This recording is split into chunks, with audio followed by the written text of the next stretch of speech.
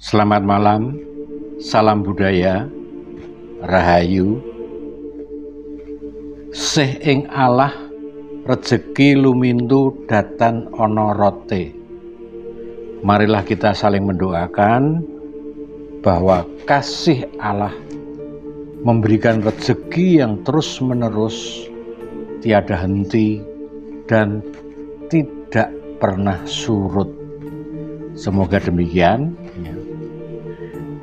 Beberapa waktu yang lalu pada video menyambut satu suro sudah saya jelaskan tentang sinkronisasi satu suro dengan satu Muharram. Dengan cara apa kita menyambut dan merayakan satu suro? Biasanya pada malam satu suro itu sering diadakan kirab pusaka seperti di Keraton Solo, kemudian juga di Mangkunegaran, juga di Jogja, dan juga kirab saling bertapa membisu, tidak memakai sandal, berjalan mengelilingi keraton. Namun ada juga dengan cara-cara lain, yaitu dengan bertapa membisu, ada pula juga dengan melakukan puasa mutih ya.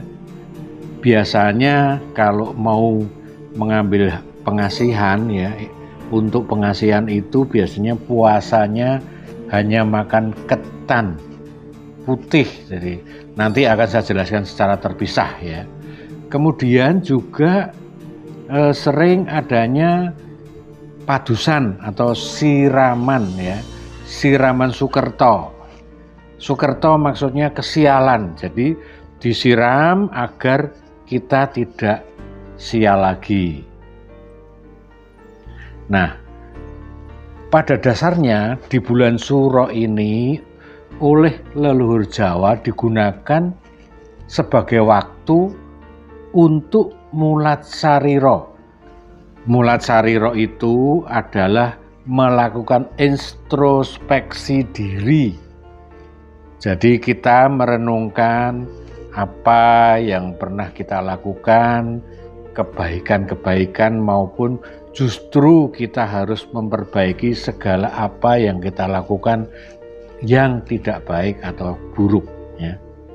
Maka sering bulan Suro juga dianggap bulan yang sakral bagi orang-orang yang memegang adat dan tradisi.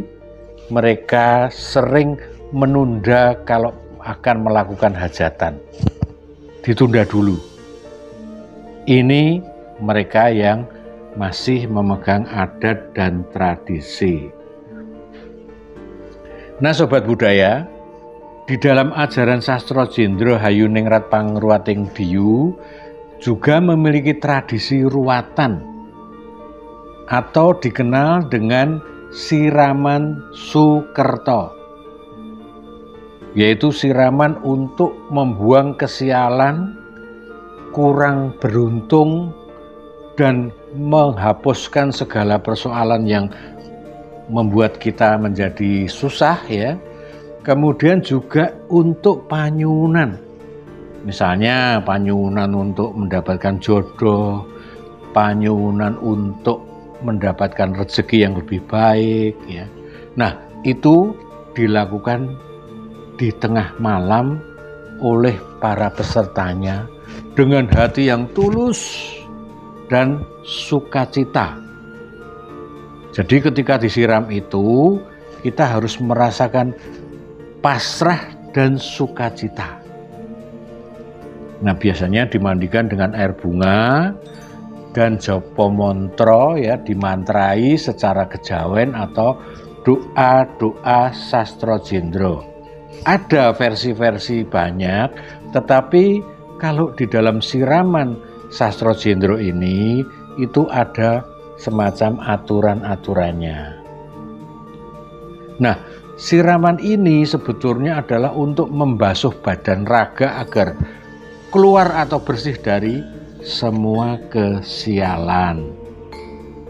Maka saya coba jelaskan dari video yang saya ambil waktu kemarin malam 1 Suro, ada siraman Sukerto yang dilaksanakan oleh Sanggar Pawelingan di Desa Nyatnyono Ungaran dengan sesepuh Romo Haryanto Wibowo.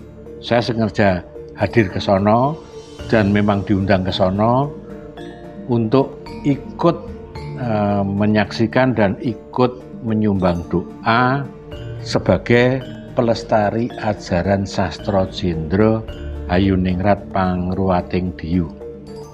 Jadi di Sanggar Pawelingan ini terhimpun orang yang masih belajar Sastro Jendro Hayuningrat Pangruwating Diyu. Seperti juga halnya dengan saya yang melestarikan lebih spesifik pada pembahasan-pembahasan Sastro Jendro di medsos. Yaitu setelah kita guru besar sesepuh Sastro Jendro meninggal, yaitu KPH Darudrio Sumodiningrat 2 tahun yang lalu ya. Jadi saya bergerak untuk melestarikan melalui medsos, sementara di Sanggar Pawelingan yang sudah didirikan sekitar 22 tahun yang lalu terus saja konsisten dengan ajaran Sastro Jendro Hayuningrat Pangruwating Diyu. Nah, ini siraman Sukerto atau ruatan ya. Saya akan menjelaskan ya. Saya mencoba membahas kembali konsep ketuhanan yang paling mudah dari Sastro Jendro ini, yaitu menganalogikan secara sederhana agar mudah dimengerti. Ini sudah sering saya utarakan ya, bahwa jika Tuhan dianalogikan sebagai matahari di siang hari, sedangkan manusia diumpamakan cawan-cawan atau bejana-bejana yang diisi air, maka berjuta cawan yang ada itu pasti ada bayang-bayang matahari kecil. Jadi tercermin matahari kecil ya. Nah, antara matahari kecil ini dengan matahari yang sesungguhnya itu memiliki berkas ya, memiliki garis ya. Jika matahari kecil tadi disebut sebagai jiwa atau roh ya. Nah, garis lurus disebut suksma atau suksma sejati. Nah, apa yang dimaksud dengan ruatan itu? Yaitu jika matahari itu dengan bayangan atau dengan matahari kecil ini, suksma ini tertutup kabut ya.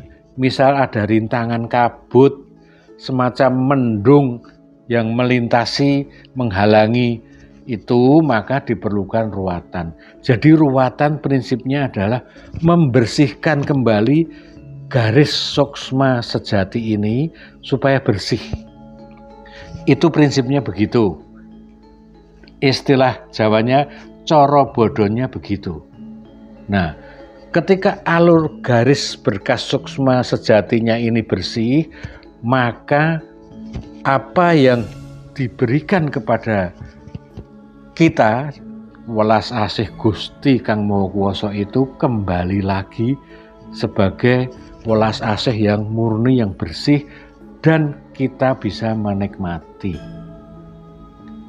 Maka mereka biasanya sesudah kena siram ya, sesudah bersih, dilihat wajahnya pasti memiliki guwoyo atau aura yang terang, tidak kusut masai lagi, karena sudah bersih dari apa yang disebut Sukerto atau kesialan tadi. Namun demikian, sebenarnya yang utama adalah jiwa atau roh suci kita dengan adanya suksma sejati yang bersih otomatis menjadi bersih pula. Itulah. Nah, saya coba ya, kalau kita berbicara prosesi ya, atau urut-urutan caranya ya, memang sudah banyak yang dianggit, artinya direkayasa, direka ulang atau dikarang ya, dengan cara-cara yang lain dari sesepuh yang sini dengan sesepuh yang sono, itu memiliki kreativitas yang masing-masing. Namun di ajaran Sastro Jendro yang paling utama adalah kita harus membuat dulu air suci. Nah, air suci ini sebagai merupakan tradisi penting di dalam ajaran Sastro Jendro. Namun saya tidak bisa utarakan di sini sekarang, mungkin nanti ya. Air suci ini disebut juga dengan air jamasan, hasil dari saat ritual sebelumnya. Jadi kita melakukan ritual dulu sampai kira-kira tengah malam jam 12, itu baru kita melakukan siraman. Jadi air suci atau air jamasan tadi, kalau di dalam perkerisan sering disebut air dari sepuh dilat, dengan mantra-mantranya yang khusus untuk membersihkan dan menolak bala. Nah, biasanya tempat atau kolam yang besar ya sudah diisi air, kemudian siap dengan bunga 3 rupa. Kenapa bunga 3 rupa? Nah, bunga mawar merah, bunga melati, bunga kantil itu simbol dari 3 kesadaran atau trigati. Mawar merah ya, itu adalah ibarat menyimbolkan raga kita. Bunga melati adalah pikiran kita, kesadaran pikir. Sementara kantil adalah keyakinan kita dan juga kesadaran rasa. Jadi trigati itu diupamakan dengan bunga 3 rupa, kalau di bahasa Jawa kan adalah kembang telon. Nah, ini harus diingat bahwa kembang telon ini yang paling utama untuk simbolis dari keadaan kita, blegering manungso ya. Maka sesepuh biasanya membacakan mantra-mantra, yaitu mantram Kalacakra ya, karena Kalacakra itu adalah untuk menolak bala, menolak segala kesialan, kejahatan, dan kemudian juga mengembalikan semua yang buruk untuk kembali kepada yang memberikan keburukan. Nah, air kolam itu pun juga dirajah dengan Kalacakra, yaitu peso yang membara atau tombak yang membara dicelupkan sambil membentuk rajah. Membentuk rajah di kolam itu ya. Kolam yang airnya akan untuk siraman ya. Nah, ada kisah singkat dari saya ya. Dulu kawan saya dari Amerika, seorang Amerika keturunan Yahudi ya, yang suka sekali dengan mistik, suka sekali dengan belajar adat istiadat Jawa ya. Dia pernah membawa sebuah alat untuk mengukur kekuatan air, kekuatan vibrasi dari air. Nah, biasanya kalau air biasa, air umumnya air itu hanya menunjukkan angka 20 sampai 30 ya. Maka jika dibanding dengan air suci, cara pembuatannya oleh Sastro Jendro yang terutama sudah dirajah, ternyata meningkat tidak hanya 30 melainkan bisa 70. Ketika dicek itu bisa sampai 70 sampai 90 ya. Nah, ini kenapa ya? Nah, mungkin secara teknologi bara besi atau api yang dicelupkan ke air itu merupakan satu antagonis antara api dan air yang kemudian akan memunculkan daya yang hebat, apalagi setelah dimuati oleh mantram Kalacakra ya.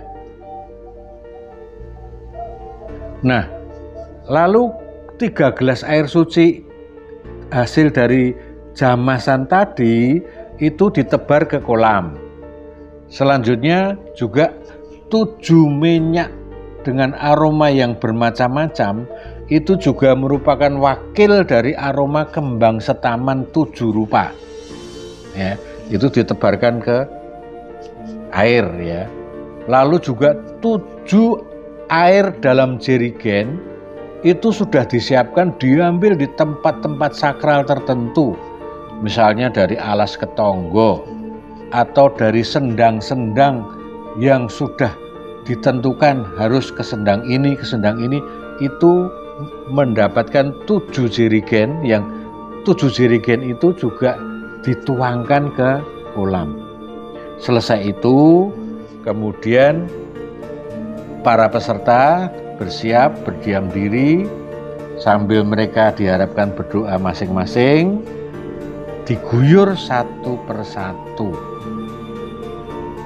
Guyur satu persatu. Nah, saya sertakan sebuah video yang walaupun singkat, mudah-mudahan dapat dimengerti oleh sobat-sobat budaya semuanya.